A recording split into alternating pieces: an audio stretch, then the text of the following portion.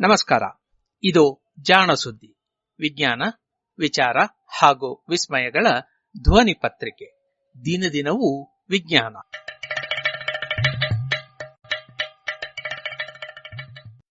ಸಂಪುಟ 4, ಸಂಚಿಕೆ 40, ಅಕ್ಟೋಬರ್ 20, 2020.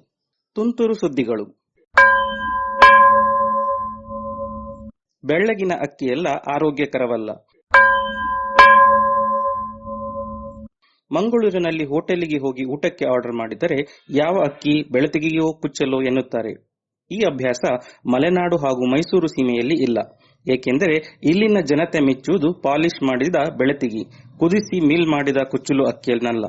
ಇದು ಕೇವಲ ಆಹಾರಾಭ್ಯಾಸ ಎಂದು ಸುಮ್ಮನಾಗಲು ಸಾಧ್ಯವಿಲ್ಲ. ಏಕೆಂದರೆ ಹೀಗೆ ಕೇವಲ ಪಾಲಿಶ್ ಮಾಡಿದ ಬೆಳತಿಗಿ ಅಕ್ಕಿಯನ್ನೇ ಹೆಚ್ಚಾಗಿ ಸೇವಿಸುವ ಗರ್ಭಿಣಿ ಮಹಿಳೆಯರ ಕಂದಮ್ಮಗಳಿಗೆ ಹೃದಯದ ತೊಂದರೆ ಕಾಣಿಸಿಕೊಳ್ಳುವ ಸಾಧ್ಯತೆಗಳು ಹೆಚ್ಚು ಎಂದು ಬೆಂಗಳೂರಿನ ಜಯದೇವ ಹೃದಯ ರೋಗ ಸಂಶೋಧನಾ ಕೇಂದ್ರದಲ್ಲಿ ಶಿಶು ಹೃದಯ ತಜ್ಞೆ ಆಗಿರುವ ಉಷಾ ಶಾಸ್ತ್ರಿ ಮತ್ತು ಸಂಗಡಿಗರು ವರದಿ ಮಾಡಿದ್ದಾರೆ. ಇವರು ಇನ್ನೂ ಅಮ್ಮನ ಎದೆ ಹಾಲು ಕುಡಿಯುತ್ತಿದ್ದ ಶಿಶುಗಳ ಮೇಲೆ ನಡೆಸಿದ ಅಧ್ಯಯನದ ವರದಿಯನ್ನು ಇತ್ತೀಚಿನ ಬ್ರಿಟಿಷ್ ಮೆಡಿಕಲ್ ಜರ್ನಲ್ ಪತ್ರಿಕೆ ಪ್ರಕಟಿಸಿದೆ. ಜಯದೇವ ಆಸ್ಪತ್ರೆಗೆ ವಿವಿಧೆಡೆಯಿಂದ ಬಂದ 250 ನವಜಾತ ಶಿಶುಗಳು ಈ ಅಧ್ಯಯನದ ಕೇಂದ್ರ ಬಿಂದು. 1 ರಿಂದ 3 ತಿಂಗಳೊಳಗಿನ ಈ ಮಕ್ಕಳಿಗೆ ಉಸಿರಾಟದ ತೊಂದರೆ ಇತ್ತು. ಕಾರಣವನ್ನು ಪರಿಶೀಲಿಸಿದಾಗ ಈ ಮಕ್ಕಳಿಗೆ ಬೇರೆ ಯಾವುದೇ ಹೃದಯ ಅಥವಾ ಶ್ವಾಸಕೋಶದ ತೊಂದರೆಗಳೂ ಇರಲಿಲ್ಲ. ಕೇವಲ ಶ್ವಾಸಕೋಶಕ್ಕೆ ರಕ್ತವನ್ನು ಸರಬರಾಜು ಮಾಡುತ್ತಿದ್ದ ರಕ್ತನಾಳಗಳಲ್ಲಿ ಒತ್ತಡ ಹೆಚ್ಚಿತ್ತು. ಕುಡಿದ ಹಾಲನ್ನು ಕಕ್ಕುವುದೇ ಮೊದಲಾದ ಲಕ್ಷಣಗಳಾಗಿದ್ದವು. ಹೃದಯದ ಬಡಿತ ಕೆಲವೊಮ್ಮೆ ನಿಲ್ಲುತ್ತಿತ್ತು, ಹಲವೊಮ್ಮೆ ಬಲು ವೇಗವಾಗಿ ಬಡಿದುಕೊಳ್ಳುತ್ತಿತ್ತು. ಹೃದಯದ ಬಲಭಾಗವು ಸಾಮಾನ್ಯಕ್ಕಿಂತಲೂ ದೊಡ್ಡದಾಗಿ ಊದಿಕೊಂಡಿತ್ತು. ಈ ಭಾಗವೇ ಶ್ವಾಸಕೋಶಗಳಿಗೆ ರಕ್ತವನ್ನು ಪಂಪು ಮಾಡುತ್ತದೆ. ಬಹುತೇಕ ಮಕ್ಕಳು ಬಡ ಕುಟುಂಬದಿಂದ ಬಂದಂತವು ಹಾಗೂ ತಾಯಂದಿರು ಹೆರಿಗೆ ನಂತರ ಪಥ್ಯ ಎಂದು ಕೇವಲ ಅನ್ನವನ್ನಷ್ಟೇ ಸೇವಿಸುವವರಾಗಿದ್ದರು. ಶಿಶುಗಳಲ್ಲಿ ಲಕ್ಷಣಗಳು ಬಲು ತೀವ್ರವಾದ ಬಿ ಜೀವಸತ್ವದ ಕೊರತೆಯಿಂದ ಆಗಿರಬಹುದೇ ಎನ್ನುವ ಅನುಮಾನದಿಂದ ಈ ಮಕ್ಕಳಿಗೆ ನೇರವಾಗಿ ರಕ್ತಕ್ಕೆ ಥಯಾಮಿನ್ ಜೀವಸತ್ವವನ್ನು ಊಡಿಸಲಾಯಿತು. 2 ದಿನಗಳಲ್ಲಿ ರೋಗ ಲಕ್ಷಣಗಳು ಕಡಿಮೆಯಾದವು ಎಂದು ಉಷಾರವರ ತಂಡ ವರದಿ ಮಾಡಿದೆ. ಅಷ್ಟೇ ಅಲ್ಲ, ಈ ರೀತಿಯ ಲಕ್ಷಣಗಳಿದ್ದ 250 ಮಕ್ಕಳಲ್ಲಿ 231 ಮಕ್ಕಳು ಹೀಗೆ 2 ದಿನಗಳಲ್ಲಿ ಗುಣಮುಖರಾಗಿದ್ದಾರೆ ಎಂದು ವರದಿ ತಿಳಿಸುತ್ತದೆ. ಹೃದಯ, ಶ್ವಾಸಕೋಶಗಳಲ್ಲಿ ಯಾವುದೇ ಊನವಿಲ್ಲದಿದ್ದರಿಂದ ಕೇವಲ ತಾಯಂದಿರ ಆಹಾರಾಭ್ಯಾಸದಿಂದಾಗಿಯೇ ಮಕ್ಕಳು ಪೌಷ್ಟಿಕಾಂಶದ ಕೊರತೆಯನ್ನು ಎದುರಿಸಬೇಕು. ಎಲ್ಲಾ ತಾಯಂದಿರು ಪಾಲಿಶ್ ಮಾಡಿದ ಅಕ್ಕಿಯನ್ನೇ ಬಳಸುತ್ತಿದ್ದದ್ದು ಕಾಕತಾಳೀಯವಾಗಿರಲಿಕ್ಕಿಲ್ಲ. ಹೀಗಾಗಿ ಹೆರಿಗೆಯ ನಂತರ ಪಥ್ಯಾಹಾರ ಇರುವ ಪಾಲಿಶ್ ಮಾಡಿದ ಅಕ್ಕಿಯನ್ನೇ ಬಳಸುವುದಾದಲ್ಲಿ ಅದಕ್ಕೆ ಪೂರಕವಾದ ಜೀವಸತ್ವಗಳನ್ನು ಒದಗಿಸುವ ಆಹಾರವು ಔಷಧವನ್ನು ಸೇವಿಸಬೇಕು. ಇಲ್ಲದಿದ್ದಲ್ಲಿ ಅಂತಹ ತಾಯಿಯ ಹಾಲನ್ನು ಕುಡಿಯುವ ಮಕ್ಕಳು ಸಾವನ್ನಪ್ಪಬಹುದು ಎಂದು ಇವರು ತರ್ಕಿಸಿದ್ದಾರೆ. ದಕ್ಷಿಣ ಭಾರತದಲ್ಲಿ ಈ ರೀತಿಯ ಪಥ್ಯಾಹಾರ ಅಭ್ಯಾಸ ಇನ್ನೂ ಇದ್ದು ಇದು ಕೂಡ ಜನನಾನಂತರ ಆಗುವ ಶಿಶುಗಳ ಮರಣಕ್ಕೆ ಕಾರಣವಾಗಿರಬಹುದು ಎಂದು ಸಲಹೆ ನೀಡಿದ್ದಾರೆ. ಈ ಸಂಶೋಧನೆಯ ವಿವರಗಳನ್ನು ಬ್ರಿಟಿಷ್ ಮೆಡಿಕಲ್ ಜರ್ನಲ್ ಪ್ರಕಟಿಸಿದೆ. ಮುಖಗವಸಿನ ಕಥೆ. ಮೊನ್ನೆ ಬೆಂಗಳೂರಿನಲ್ಲಿ ಮಾಸ್ಕ್ ಅರ್ಥಾತ್ ಮುಖಗವಸು ಹಾಕಿಕೊಳ್ಳದ ಜನರಿಗೆ 1,000 ರೂಪಾಯಿ ದಂಡ ಹಾಕಿದ್ದು, ಅನಂತರ ಜನರು ಸಿಟ್ಟುಗೊಂಡಿದ್ದು, ಇದನ್ನು ಗಮನಿಸಿ ಸರ್ಕಾರ ದಂಡದ ಮೊತ್ತವನ್ನು 3/4 ಪಾಲು ಕಡಿಮೆ ಮಾಡಿದ್ದು ಸುದ್ದಿಯಾಗಿತ್ತು. ಇದೋ ಇನ್ನೊಂದು ಮಾಸ್ಕ್ ಸುದ್ದಿ. ಮಾಸ್ಕ್ ಧರಿಸುವುದರಿಂದ ನಿಜಕ್ಕೂ ಏನಾದರೂ ಪ್ರಯೋಜನ ಇದೆಯೋ ಎನ್ನುವ ಬಗ್ಗೆ ನಡೆದ ಬೃಹತ್ ಅಧ್ಯಯನವೊಂದರ ಫಲಿತಾಂಶವನ್ನು ನೇಚರ್ ಪತ್ರಿಕೆ ಮೊನ್ನೆ ಪ್ರಕಟಿಸಿದೆ. ಜನತೆ ಮಾಸ್ಕ್ ಧರಿಸಿದರೆ ಕೋವಿಡ್-19 ಹರಡುವ ಸಾಧ್ಯತೆಗಳು ಕಡಿಮೆ ಎನ್ನುವುದು ಬಹುತೇಕ ಎಲ್ಲರ ಲೆಕ್ಕಾಚಾರ. ಆದರೆ ಇದು ನಿಜವೋ ಸುಳ್ಳೋ ಎನ್ನುವುದನ್ನು ಪರೀಕ್ಷಿಸಿರಲಿಲ್ಲ. ರೋಗಿಗಳ ಆರೈಕೆ ಮಾಡುವವರಷ್ಟೇ ಅಲ್ಲ, ಜನಸಾಮಾನ್ಯರು ಮಾಸ್ಕ್ ಧರಿಸುವುದು ಒಳ್ಳೆಯದು ಎಂದು ಈ ಬಗ್ಗೆ ಮೊದಲು ಕ್ರಮ ಕೈಗೊಂಡ ದೇಶಗಳಲ್ಲಿ ಭಾರತ ಮೊದಲನೆಯದು. ಅದುವರೆಗೂ ರೋಗಿಗಳ ಉಸಿರಿನಿಂದ ಚಿಮ್ಮಿದ ಹನಿಗಳ ಮೂಲಕ ರೋಗಾಣುಗಳು ಹರಡುತ್ತವೆ. ಆದ್ದರಿಂದ ಕೈ ತೊಳೆಯುವ ಕ್ರಮ ಬಲು ಉಪಯುಕ್ತ ಎಂದು ಎಲ್ಲರೂ ಹೇಳುತ್ತಿದ್ದರು. ಉಸಿರಾಟದಿಂದ ಇದು ಹರಡುವ ಸಾಧ್ಯತೆ ಕಡಿಮೆ ಎನ್ನುವ ನಂಬಿಕೆ ಇತ್ತು. ಆ ಸಂದರ್ಭದಲ್ಲಿಯೂ ಭಾರತ ಮಾಸ್ಕುಗಳನ್ನು ಜನ ಧರಿಸಿ ಓಡಾಡಬೇಕೆಂದು ಸಲಹೆ ನೀಡಿತ್ತು. ವಿಶ್ವ ಆರೋಗ್ಯ ಸಂಸ್ಥೆಯಂತೂ ಆರಂಭದಲ್ಲಿ ಮಾಸ್ಕಿನ ಅವಶ್ಯಕತೆ ಇಲ್ಲ ಎಂದು, ಗಾಳಿಯಲ್ಲಿ ವೈರಸ್ಸು ಬದುಕಿರುವುದಿಲ್ಲವೆಂದು ಸಲಹೆ ನೀಡಿತ್ತು. ಅನಂತರ ಅದನ್ನು ಉಲ್ಟಾ ಮಾಡಿ ಮಾಸ್ಕ್ ಧರಿಸಬೇಕು ಎಂದು ನಿರ್ದೇಶಿಸಿತ್ತು. ಇವೆಲ್ಲ ಗೊಂದಲಗಳು ಕೇವಲ ವಿಶ್ವಾಸ, ನಂಬಿಕೆಯಿಂದಷ್ಟೇ ಆಗಿದ್ದಿಲ್ಲ. ಏಕೆಂದರೆ ಆಗಿನ ಅಧ್ಯಯನಗಳು ಕೇವಲ ಪ್ರಯೋಗಾಲಯಗಳು ಹಾಗೂ ಆಸ್ಪತ್ರೆಯಲ್ಲಿ ಸೋಂಕು ಹರಡಿದವರುಗಳನ್ನಷ್ಟೇ ಅವಲಂಬಿಸಿತ್ತು. ಇಂಥೆಡೆಗಳಲ್ಲಿ ರೋಗಾಣುಗಳ ಸಂಖ್ಯೆಯೂ ಹೆಚ್ಚಿರುವುದರಿಂದ ಮಾಸ್ಕ್ ಧರಿಸುವುದು ಅಗತ್ಯ ಎಂದು ಎಲ್ಲರಿಗೂ ಅನಿಸಿತ್ತು. ಅನಂತರದ ದಿನಗಳಲ್ಲಿ ಮಾಸ್ಕ್ ಧರಿಸುವುದಕ್ಕೆ ವಿರೋಧವೂ ವ್ಯಕ್ತವಾಗಿತ್ತು. ಅಮೆರಿಕೆಯಲ್ಲಂತೂ ಇದು ಒಂದು ಚಳುವಳಿಯ ರೂಪವನ್ನೇ ತಾಳಿತ್ತು.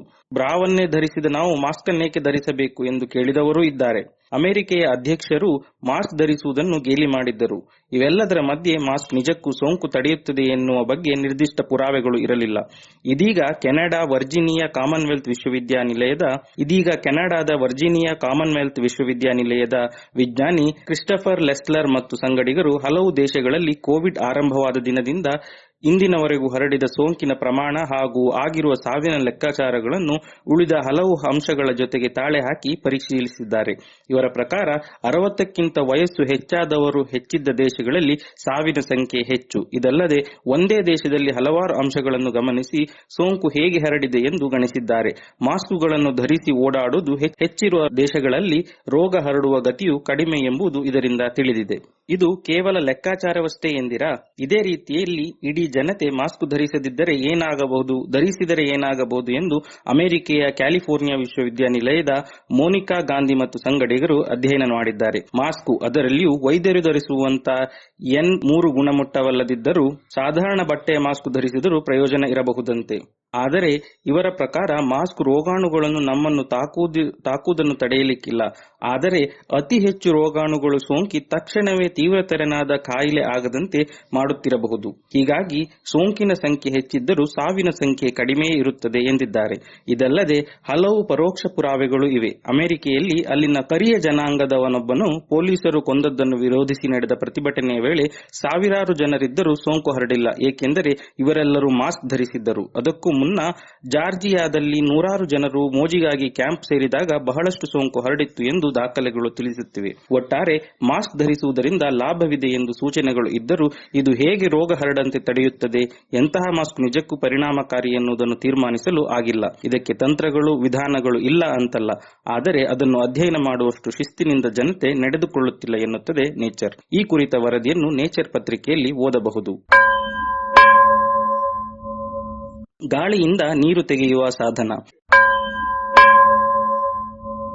ಗಾಳಿಯಿಂದ ನೀರನ್ನು ಸೆಳೆಯುವುದೇ? ಹೌದು. ಕುಡಿಯುವ ನೀರಿನ ಬರ ಎದುರಾದಾಗ ಗಾಳಿಯಲ್ಲಿರುವ 1-2% ನೀರು ಕೂಡ ಬಲು ಅಮೂಲ್ಯವಾಗುತ್ತದೆ. ಈ ನೀರನ್ನೇ ಹಿಡಿಯುವಂತಾದರೆ ಎಷ್ಟು ಚೆನ್ನ. ಈ ಕನಸು ಕಾಣುವ ವಿಜ್ಞಾನಿಗಳು ಹಲವಾರಿದ್ದಾರೆ. ಇದಕ್ಕಾಗಿ ಜೇಡನ ಬಲೆ, ಅತಿ ತೆಳುವಾದ ತಂತಿಗಳು, ಗಾಳಿಯಲ್ಲಿ ಸೆಳೆದು ತಣಿಸಲು ಬಲು ಜಟಿಲವಾದ ತಂತ್ರಗಳನ್ನೆಲ್ಲವನ್ನೂ ತಂತ್ರಜ್ಞರು ಯೋಜಿಸುತ್ತಿದ್ದಾರೆ. ಇದೀಗ ಮರುಭೂಮಿಯಲ್ಲಿರುವ ದುಂಬಿಯೊಂದು ಇದಕ್ಕೆ ಪರಿಹಾರ ಕೊಡಬಹುದೇ ಎನ್ನುವ ಪ್ರಶ್ನೆಯೂ ಎದ್ದಿದೆ. ಅಮೆರಿಕೆಯ ವಿಚಿತಾ ವಿಶ್ವವಿದ್ಯಾನಿಲಯದ ವಿಜ್ಞಾನಿಗಳು ಹೀಗೊಂದು ಯೋಚನೆ ಮಾಡುತ್ತಿದ್ದಾರೆ. ನಮೀಬಿಯಾ ಮರುಭೂಮಿಯಲ್ಲಿರುವ ಸ್ಟೆನೋಚಾರ್ ಎನ್ನುವ ದುಂಬಿಗಳು ಗಾಳಿಯಲ್ಲಿರುವ ನೀರನ್ನು ಸೆಳೆದು ಕುಡಿದು ಬದುಕುತ್ತವೆ. ಈ ಉಪಾಯವನ್ನೇ ಏಕೆ ಬಳಸಬಾರದು ಎನ್ನುವುದು ಇವರ ಕಲ್ಪನೆ. ಈ ದುಂಬಿಗಳ ಮೇಲ್ಮೈ ಬಲು ಜಲವಿಕರ್ಷಕ, ಆದರೆ ಅವುಗಳ ಮೇಲೆ ನೀರು ಅಂಟುವುದೇ ಇಲ್ಲ. ಈ ದುಂಬಿಗಳ ಮೇಲ್ಮೈ ಬಲು ಜಲವಿಕರ್ಷಕ, ಅಂದರೆ ಅವುಗಳ ಮೇಲೆ ನೀರು ಅಂಟುವುದೇ ಇಲ್ಲ. ಬಿದ್ದ ನೀರು ಹನಿಯಾಗಿ ಹರಿದು ಹೋಗುತ್ತದೆ. ಇಂತಹ ಅತಿ ಜಲವಿರೋಧಿ ಪಾಲಿಮಾರ್ಗಳನ್ನು ಬಳಸಿದರೆ ತಣಿಸಿದ ನೀರನ್ನು ಸಂಗ್ರಹಿಸುವುದು ಸುಲಭವೇನೋ ಎನ್ನುವ ಅಂದಾಜಿನಿಂದ ಪಾಲಿಅಕ್ರಿನೋನೈಟ್ರಿಲ್ ಹಾಗೂ ಪಾಲಿಮಿಥಾಕ್ಸಿ ಅಕ್ರಿಲೈಟ್ ಎನ್ನುವ ರಾಸಾಯನಿಕಗಳ ನೂಲುಗಳನ್ನು ಹೆಣೆದು ಅತ್ಯಂತ ಜಲವಿರೋಧಿ ಬಟ್ಟೆಯನ್ನು ತಯಾರಿಸಿದ್ದಾರೆ. ಇದರ ನಡುವೆ ಅಲ್ಲಲ್ಲಿ ನೀರನ್ನು ಸೆಳೆದು ಹಿಡಿಯುವಂತಹ ಎಳೆಗಳನ್ನು ಕೂಡಿಸಿದ್ದಾರೆ. ಹೀಗೆ ಮಾಡುವುದರಿಂದ ಪಾಲಿಮಾರ್ಗಳ ಮೇಲೆ ಕೂರದೆ ಇದ್ದ ನೀರು ಅಲ್ಲಿಂದ ಹರಿದು ಬಂದು ಈ ನೀರನ್ನು ಹಿಡಿದಿಡುವ ಎಳೆಗಳ ಮೇಲಿಂದ ಹರಿದು ಹೋಗುತ್ತದೆ. ಹೀಗೆ ಗಾಳಿಯಿಂದ ತಣಿದು ಕೆಳಗೆ ಬಿದ್ದ ನೀರು ಬಟ್ಟೆಯ ಮೇಲೆ ಬಿದ್ದಾಗ ಒಂದೆಡೆಗೆ ಹರಿದು ಬಂದು ಸಂಗ್ರಹವಾಗುವಂತೆ ಮಾಡಬಹುದು ಎನ್ನುವುದು ಇವರ ಉಪಾಯ. ಇದಕ್ಕೆ ಮೊದಲ ಹಂತವಾಗಿ ಈ ರೀತಿಯ ಅತಿ ಜಲವಿರೋಧಿ ಬಟ್ಟೆಯನ್ನು ಸುಲಭವಾಗಿ ಹೆಣೆಯುವ ತಂತ್ರವನ್ನು ಇವರು ರೂಪಿಸಿದ್ದಾರೆ. ಕೂದಲ ಎಳೆಗಿಂತಲೂ 100 ಪಟ್ಟು ತೆಳ್ಳಗಿರುವ ಎಳೆಗಳನ್ನು ಬೇಕೆಂದ ವಿನ್ಯಾಸದಲ್ಲಿ ಜೋಡಿಸುವುದನ್ನು ಇದು ಸುಲಭವಾಗಿಸಿದೆಯಂತೆ. ಈ ತಂತ್ರದ ಬಗ್ಗೆ ನ್ಯಾನೋಸ್ಕೇಲ್ ಅಡ್ವಾನ್ಸಸ್ ಪತ್ರಿಕೆ ವರದಿ ಮಾಡಿದೆ. ಇದು ಇಂದಿನ ತುಂತುರು ಸುದ್ದಿಗಳು. ರಚನೆ ಕೊಳ್ಳೇಗಾಲ ಶರ್ಮಾ, ಜಾಣ ಧ್ವನಿ ಶರತ್ ಬಿಜೂರು.